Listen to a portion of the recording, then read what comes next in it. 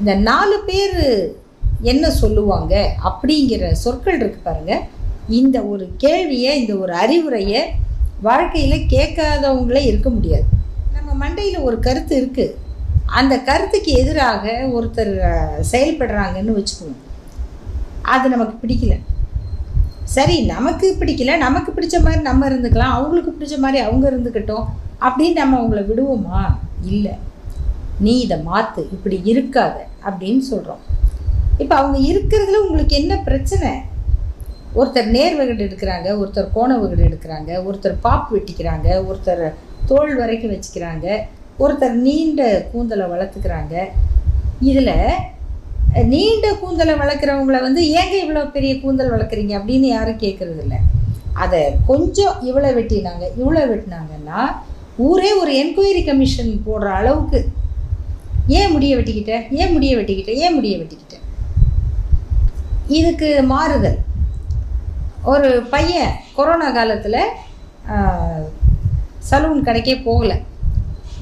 அந்த பையனுக்கு முடி நல்லா வளர்ந்துருச்சு, நல்ல சுருண்டு முடி வளர்ந்தோடனே அவனுக்கு இப்போ ரொம்ப ஆசையாக இருக்குது முடியை வெட்டக்கூடாது. அதனால் அவனும் கூந்தல் காற்றில் அலை பொருளை அப்படி ஆடி அசைஞ்சு வரான். அவனை எல்லாரும் கூப்பிட்டு, நீ ஏன் முடி வெட்டலை, நீ ஏன் முடி வெட்டலை, நீ ஏன் முடி வெட்டலை. இப்போ யோசிச்சு பாருங்களேன், ஒரு பொண்ணு அந்த பொண்ணுக்கு வசதியாக இல்லை அப்படிங்கிறதுனால முடியை வெட்டிக்கிட்டாங்கன்னா, ஏன் வெட்டின, இந்த பையன் வெட்டாமல் வந்தால் ஏன் நீ முடிய வெட்டலை, நீ தலை வெட்டு. ஒரு சாதாரண தலைமுடிக்கு இவ்வளவு அறிவுரை சொல்லிகிட்டு இருக்கோம். இதுக்கு பின்னாடி என்ன சொல்லுவாங்கன்னா, டேய் இப்படி போனீன்னா 4 பேர் பார்த்தா நம்ம குடும்பத்தை பற்றி என்னடா நினைப்பாங்க. ஒரு பையன் கொஞ்சம் முடி வளர்த்தாலே அந்த குடும்பத்தை பற்றியே தப்பாக நினைக்கிற அந்த 4 பேர் யார்? இது ரொம்ப நம்ம தெரிஞ்சிக்க வேண்டியவங்க தான் அந்த 4 பேர். ஒரு நாளைக்கு எத்தனை இடத்துல இந்த கேள்வியை ஒரு பெண் எதிர்கொள்ள வேண்டி இருக்குது.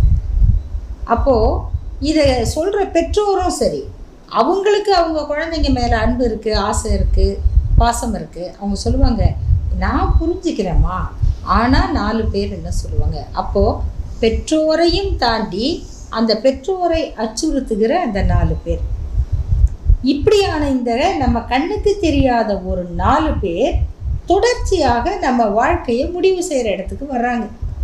நாம் எந்த முடிவை எடுத்தாலும் அந்த முடிவுக்கான விமர்சனம் அவங்க என்ன சொல்லுவாங்க அப்படிங்கிறத வச்சு தான் நம்ம முடிவை எடுக்க முடியும். அப்படின்னா இந்த கண்ணுக்கு தெரியாத கருத்துருவாக்கத்தில் ஈடுபடும் அந்த 4 பேரை நம்ம முதல்ல அடையாளம் தெரிஞ்சுக்கணும்.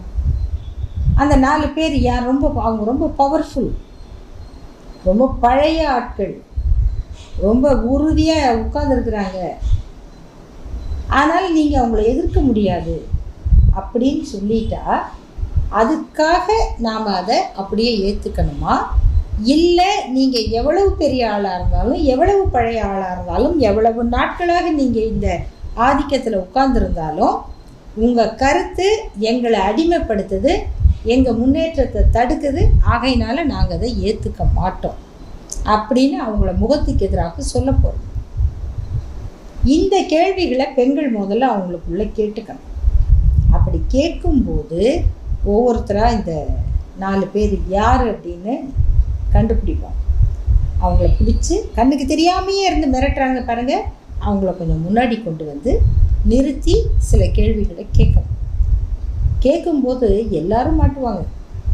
அதில் முதல் ஆள் யாருன்னா, நமக்கு பெண்ணை புனிதம்னு ஆக்குனாங்க பார்த்தீங்களா. ஒரு பக்கம் பெண் தீட்டு, இன்னொரு பக்கம் பெண் புனிதம்.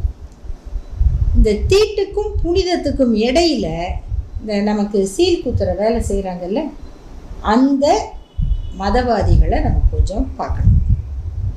இந்த மதங்கள் பெண்களுக்கு எதிராக சொன்ன கருத்து எப்படி இந்த 4 பேரில் முதல் ஆளாக இடம் பிடிச்சிருக்கு அப்படிங்கிறத தெரிஞ்சுக்கணும்.